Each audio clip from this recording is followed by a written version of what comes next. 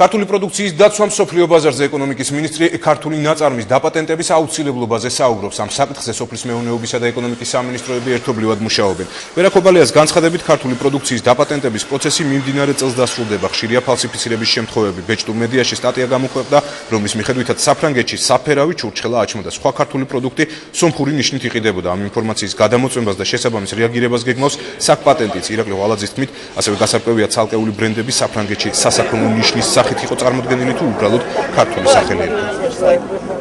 შექმნილი გვაქვს სამართლებრივი ბაზა, რაც გვაძლევს იმის საფუძველს, რომ ეს ქართული ადგილწამუშობის დასახელების, ძირითადად ღვინოები ესენი 18 დასახელების, ესენი რომ დაცული იყოს იგივე ევროკავშირის ტერიტორიაზე, უნდან ცალკე შეთანხმებას ხელმოწერილია უკვე პარაფირებულია, ძალაში შევა სავარაუდოდ ზაფხულიდან. თუ ასეთი კონკრეტული ფაქტები, თქვა, გამოვლინდება ამის შემდეგ, როდესაც ხდება იგივე ხვანჭკარა დასახელება, კინძმარაული, ამათი გამოყენება, ჩვენ გვაქვს ყველა სამართლებრივი მექანიზმი, ამაზე რეაგირება მოვახდინოთ. სოფლის მეურნეობა სამინისტრო ძალიან დეტალურად ვიცი, რომ ამ საკითხზე მუშაობს და 2011 წელს შესრულდება, მე მგონია, აბსოლუტურად ყველა პროდუქტს, როგორც ასევე აფხაზეთში წარმოებულ პროდუქტებს აუცილებლად დავაპატენტებთ იმისთვის, რომ არავის არ კონდეს საშუალება, რომ აწარმოებდეს ჩვენ ქართულ პროდუქტს სადმე საზღვარგარეთ.